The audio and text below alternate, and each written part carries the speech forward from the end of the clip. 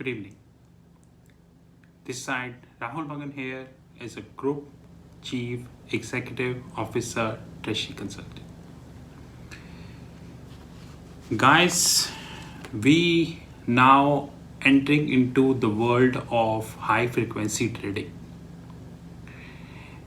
We entered into the world of foreign exchange, changed the mindset of the people. We entered into the world of equity market, changed the mindset of the people. We entered into the world of crypto, changed the mindset, business valuation, and now we are entering into the world of high frequency trading. Now, our objective is quite clear and straightforward, which is that we are setting up our high frequency trading desk, but it would have two components. Number one, the trading component. Number two, the knowledge component. When it comes to the trading component, then this won't be public. It means our fund won't going to be accepting or not going to be accepting a single dollar from a third party, right? Secondly, when it comes to the knowledge, then some part would be public and some part won't be public. The very important thing which we are launching as a part of high frequency trading is the econometrics aspect also. Yesterday, I downloaded a working paper based on India VIX. VIX stands for Volatility Index. And when I was reviewing the working paper, although I'm completely not done, but whatever I reviewed, it's a joke. Technically speaking, it's a joke. Let it be honest. In fact, the US VIX is also not more than a joke. Yes, VVIX, which is volatility of volatility, is not a joke as we speak, but provided maybe in our later stages of time. Today, I would like to highlight a very important concept in high frequency trading, which is called dark pools. Now, high frequency trading is of two types. Number one, when it is done in a legal way, on paper, but you know that the reality is always opposite to what we see in the books. Secondly, there is a concept called dark pool. Now, let me first read or study the legal or the bookish definition of the dark pool. Then I will give you the practical definition of the dark pool.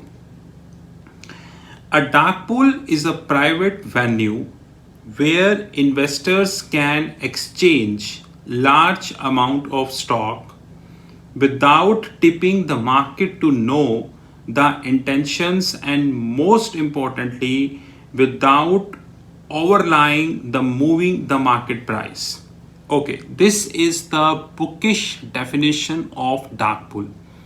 But in the context of 2022, this definition is not 100% correct. The reason being, a dark pool is a place which is managed by big banks, or alternatively speaking, it is funded by big banks. Now, when I say big banks, I mean to say it could be an American bank, it could be a European bank, or it could be or maybe some Asian bank also. Because dark pool need a technology to execute the bulk orders. And that technology is currently only with the big banks. And more important than the technology, the dark pools needs the huge funding to sustain. And except big banks, the funding is not possible easily. So one thing which is straightforward, that dark pools are maintained by big banks. If you go to Google, you will see that many banks of the globe historically being fined by the regulators regarding their high frequency trading activities. Number two, dark pools are of multiple type. It completely depend upon the asset class dark pools are covering. Example, are they covering fixed income? Are they covering currencies?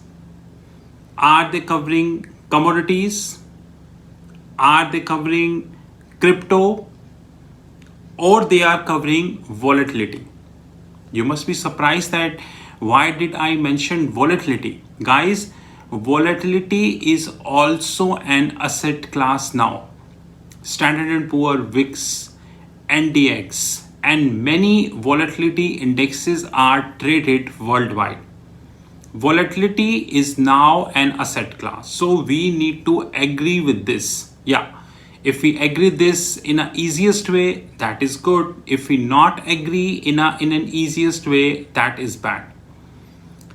Third and very important thing is that after selecting which bank they do represent, who is funding them, which asset class they are taking position, dark pools need to agree that who are the investors who are investing. Now, generally dark pools have investors from HNIs, high net worth individuals, or they have investors from family offices, or they have investors from the big private equity or the venture capitalist firm.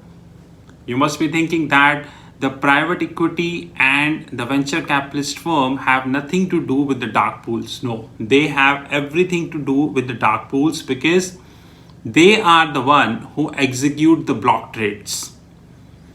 So who are the investors? Now, dark pools are everywhere.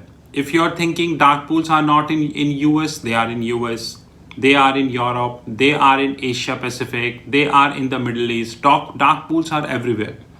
Now, the very important thing when it comes to dark pool is a concept called spread that we are going to be discussing in the later stages, but just an introduction. There is a spread which they are maintaining, which is a difference between bid and ask. Now, this is not the spread which a book's told you. The bid and the ask both are decided by dark pools and not by the market. So guys, when it comes to high frequency trading, understanding of the dark pools is really very important.